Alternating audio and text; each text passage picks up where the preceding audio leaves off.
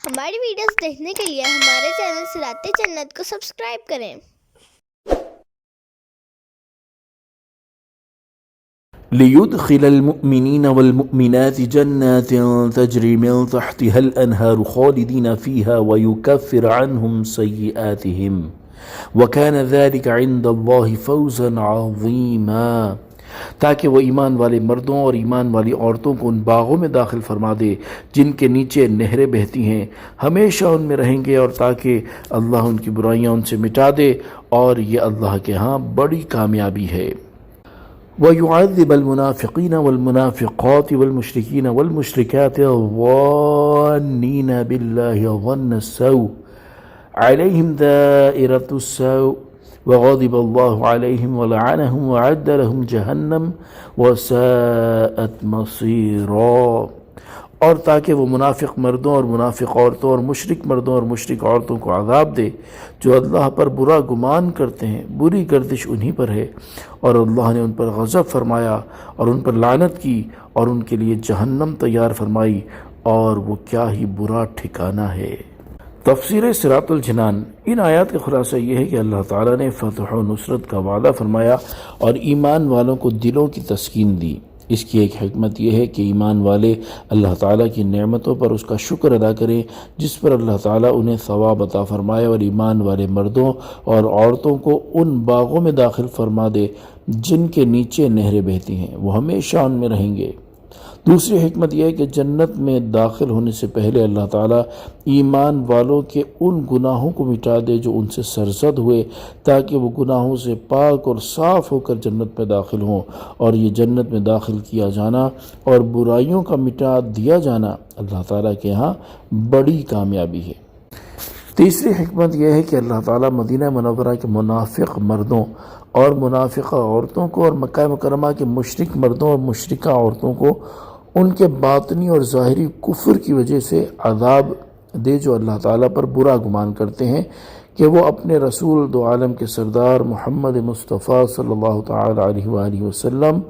اور ان پر ایمان لانے والوں کی مدد نہ فرمائے گا۔ ان کے برے گمان کا وبال عذاب اور ہلاکت کی صورت میں انہی پر ہے، اور اللہ تعالیٰ نے ان پر غضب فرمایا اور ان پر لعنت کی، اور آخرت میں ان کے لیے جہنم تیار فرمائی، اور جہنم کیا ہی برا ٹھکانہ ہے۔ وَلِلَّهِ جُنُودُ السَّمَاوَاتِ وَالْأَرْضِ، اور آسمانوں اور زمین کے سب لشکر اللہ ہی کی ملکیت میں ہیں۔ وَكَانَ اللَّهُ عَزِيزًا حَكِيمًا،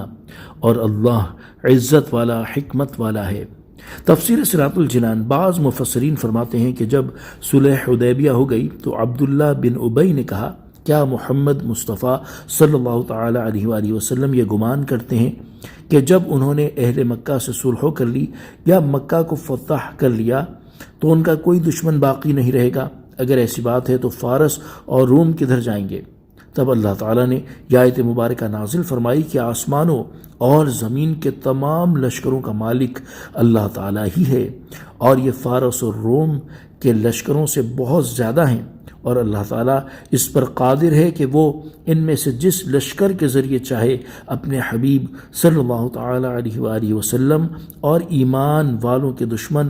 اور اس کی سازش کو دور فرما دے، اور اللہ تعالیٰ کی شان یہ ہے کہ وہ غالب ہے تو اس کے عذاب کو کوئی دور نہیں کر سکتا،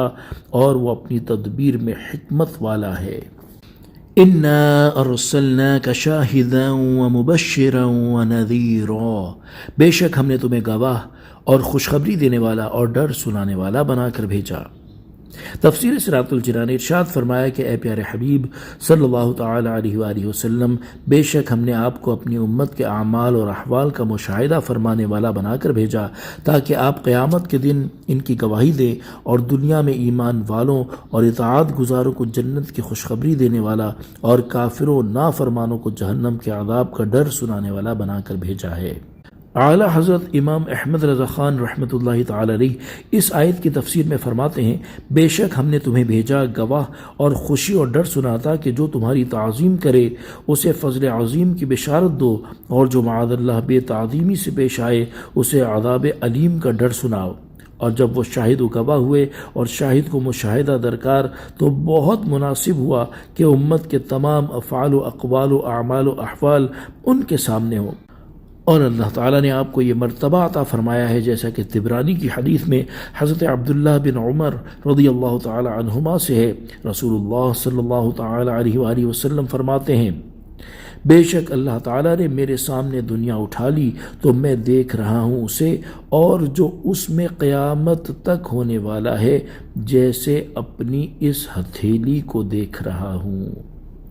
صلو علی الحبیب صلی اللہ تعالی علی محمد صلی اللہ تعالی علیہ وآلہ وسلم۔